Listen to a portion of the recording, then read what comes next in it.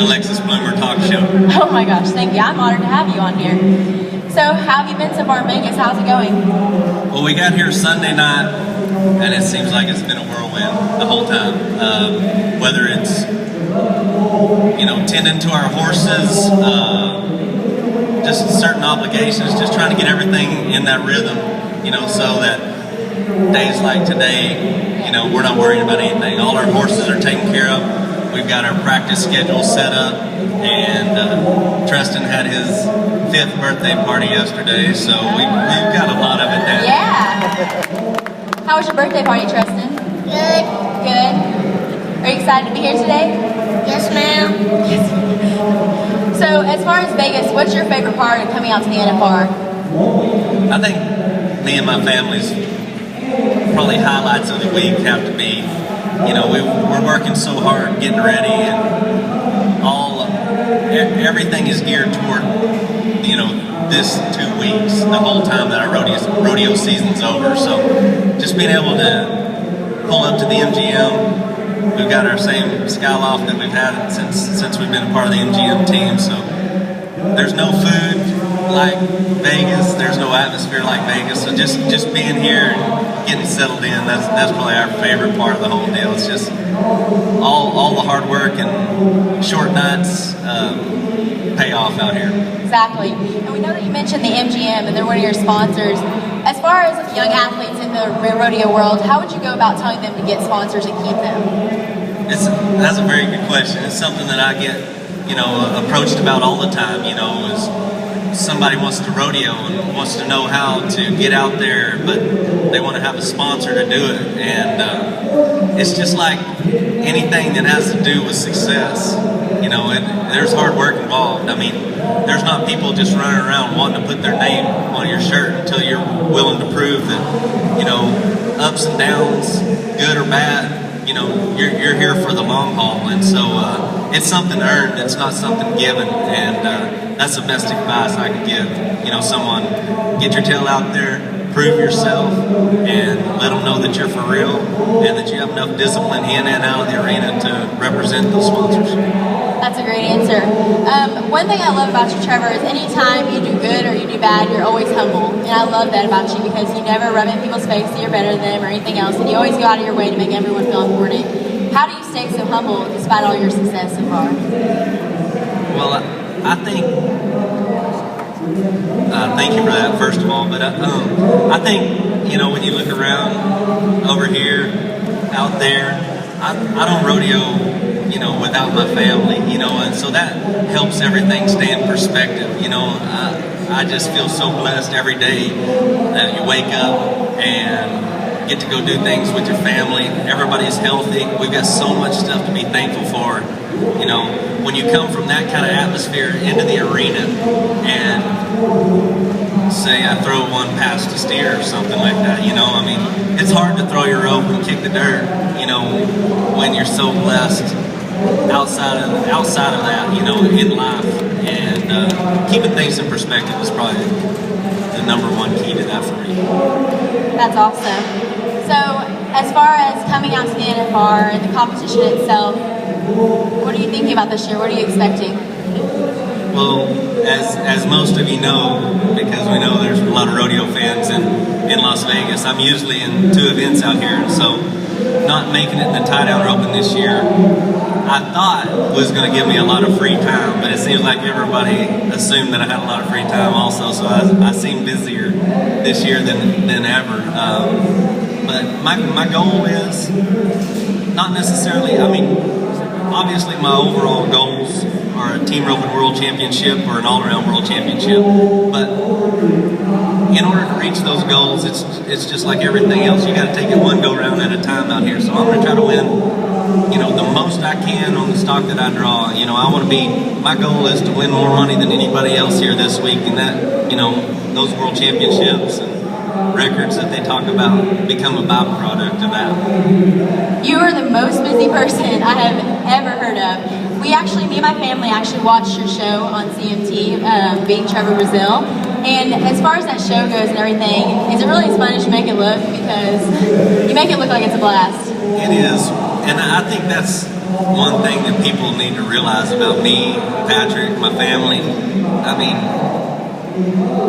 you know, some people think we're pretty square as far as cowboys go, but I mean, it's just, like I say, we keep things in perspective, but I don't want to rodeo with anybody that doesn't like to have fun, because, you know, at the end of the day, you tell somebody, you pick somebody out of the crowd and say, what is your passion? What drives you? And whatever their answer is, they say, okay, here it is. You get to be as successful as you want at it, as hard as you want to work at it. You do what you love for the rest of your life, you know, for a living. I don't think anybody would have any other way than to just enjoy it every day. If you could do anything else besides rodeo, what would you like to do as a job-wise? Oh, man. I think I'd be a pretty good swimsuit judge. What do you think? You know, it's hard. I love real estate. I love, you know, ranch real estate, and just designing horse properties, or, you know, anything that has to do with livestock handling and stuff like that. Horses and animals, they're my passion from the start, and so it would go back to that in some way, shape, or form. My dad actually thinks you need to become a pilot, because we watched her emergency landings, and I feel so bad for Shannon. I don't know how she does that, because have you ever thought about getting your own plane? Because 3 emergency landings, that's a lot. Yeah, it really is, but I mean, when you do it as much as we do, you know, I mean, there's a lot more ways than just emergency landing that your faith gets tested, you know, all of us, all the time, and I mean, it's just, it all comes back to perspective, you know. Things like that make you think, am I putting the right things first in my life at all times? And it as long as they end up good, I think they're very healthy. Exactly. You keep talking about your faith and stuff like that. How do you keep your faith when things are going wrong in the industry, or if there's bad influence or something like that? How do you stay so strong in your faith?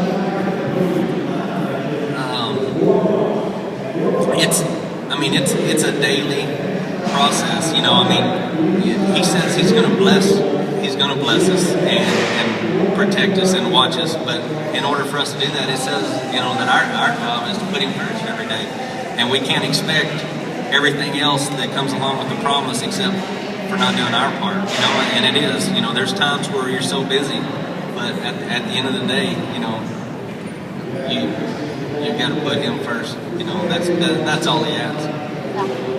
Exactly, I couldn't agree more. And as far as, let me see here, as far as rodeo growing up and stuff like that, who taught you how to rope? I've had... It's still on, Justin. You're good. Who taught you how to rope? My dad. Yeah, that's who taught me how to rope too. I was probably not as far along at his age as he is, but my dad had a job.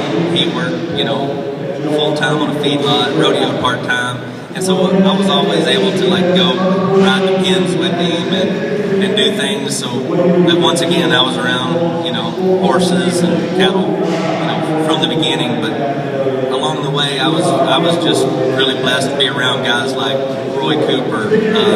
My grandfather was very instrumental in my career. You know, he would go to the trade days and the swaps, and we never knew what we were going to get, but we were going to bring something home, and it probably usually didn't cost very much money, and we would put a little round pin together and see what we had, and we just, everything, that's what I said. I accepted a Horse of the Year award last night at the South Point, and I just wanted to thank the American Quarter Horse Association, because I look back over my life, and I've got so many great memories from when I was a kid with my grandpa, my dad, my mom, every great memory I had, you know, I couldn't think of very many that didn't involve an American Quarter Horse, and so they've just been a special part of my life. And Roy Cooper, been a big help, you know, helping me learn how to win further in my career. And then you just got the top guys that just always seem like they lend a hand or an edge,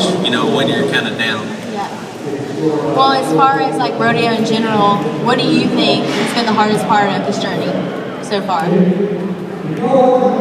I say if there's anything taxing as far as what I do for a living, it's the travel. You know, and just making it, especially at this point in my career, just the longevity comes from, you know, planning my travel better and just being able to, you know, be comfortable and be with my family. It makes me feel like I'm not in the grind, the rodeo and stuff. What's the hardest thing about roping for you, Tristan? And sometimes that's the hardest thing for me too. Oh my gosh. Hey Tristan, who is your role model? Honey. That's what he calls my mom. That's his honey. Oh. Who, as far as I role know your models? role model is good. That's pretty neat. Yeah, we get asked that a lot, and they're like, "What's it like to be a role model?" You know, and it doesn't matter if you're a grandma, if you're a mom or a dad or a brother. It's pretty important to me because so much of the stuff I do, you know, is because I know people are watching, and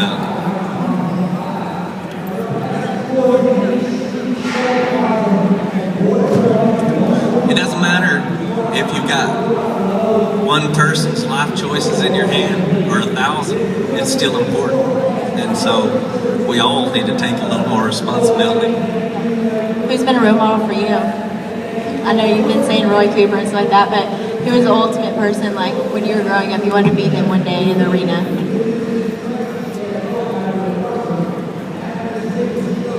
You know, I've looked up to a lot of guys, you know, and role models, you know, for me, they go from life, they go to in the arena, out of the arena, you know, there's so many. But just, you know, great Christian leaders that have been there to lift me up, you know, outside the arena more than inside the arena, you know, mean the most to me, because at the end of the day, you know, rodeo, as big as we make it, is a small part of our daily walk. It's pretty neat to see that Trevor Brazile is a natural person, right? He's not like a god or anything. He's a cowboy, but he also is living the right lifestyle, and I think that says a lot for him. Hey, I think everybody, do y'all want to see Tristan rope? Who wants to see Tristan rope? Do you want to rope for us? Yep, okay.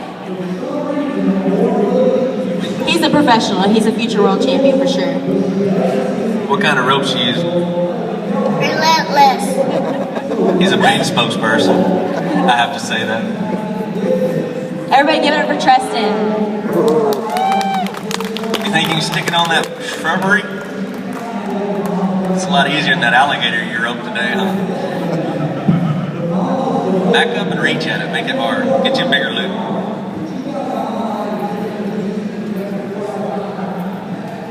Is it neat for you to watch him? No, it really is. And,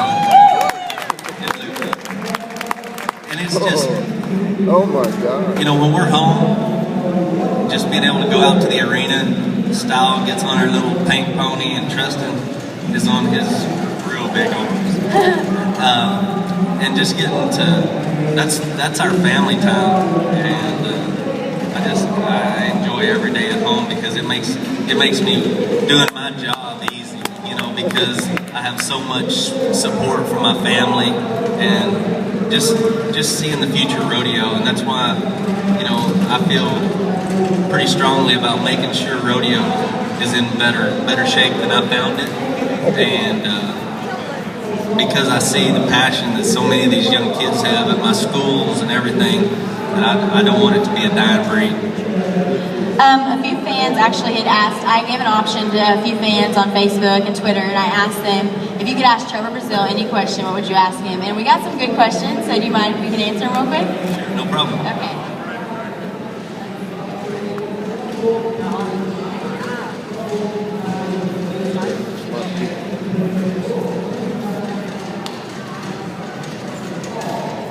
Okay. Good job, Tristan. What do you plan on doing once you come to a retirement age and can no longer compete professionally? That's from Silver out of Texas. That's a good question. What will I do when I retire? I think the travel is going to cut down a lot, but what we do for fun around my ranch, you know, training horses and just being around great horses and making them on a daily basis, that's so much fun for me. And just training them. We'll probably go to a few more AQHA events and just get into maybe even the breeding side of the horses. We'll just see, you know, where it leads us. Anything that... Did you do that? Did you do that? It's going to have to do with horses, though. My lifestyle won't change a lot other than the travel, I think. That's a good question. You have a lot of fans. Because within minutes I had 15 questions pop up and I was like, oh my gosh, okay. So, what motivates you to keep roping or doing what you love? That's from someone out of Texas. They don't want to say their name. I don't know why. I think the fans are so much a part of my motivation. I mean, their excitement gives me adrenaline, which I can do things in this atmosphere at the Thomas and Mack that I can't do at home in the practice pen, because it comes, everybody asks me if you got that, you know, if you get nervous or you get butterflies. You know, everybody has a different name for it. I think, you know, whether you become a winner, you know, in this industry or any other industry, is being able to, everybody's going to have a feeling like that. I don't know what everybody calls it something different, but until you figure out a way to channel that to bring you to the next level here instead of bringing you down here is the difference in champions. Exactly, and I always wondered this, when you stepped into Thomas and Mack for the first time and went in the arena and made your lap and stuff like that from where you're from, what were you thinking? Well, I know you're a professional on it now, so no. I mean that's the thing that people don't realize. When you come out here as a rookie, I mean there's a few highlights that happen before you ever enter the arena. One is that back number party. When they give you your jacket, when they give you your back number. I mean that's a big deal. You know, I mean that's in our industry, you know, in our little circle of cowboys. You know, I remember thinking, man, now it's becoming real to me. And then getting ready for the national finals when everybody's lined up on their horses and they're thinking about their draw and everything, and then all of a sudden you come streaming into the Thomas Mack full of fans and getting to represent your state. There's a lot of pride there, and it makes you forget about everything for a minute and just kind of absorb the whole experience. Do you ever get nervous? Sometimes. You know, yeah, we do, and that's the thing. I said I'll know when it's time to quit when I don't have that feeling, because to me that's what makes me be able to do a little better in bigger situations, is that energy. Tristan, do you get nervous for your dad? Yes, ma'am. Sometimes. Are you excited for the National Finals Rodeo? Yes, ma'am. Yeah.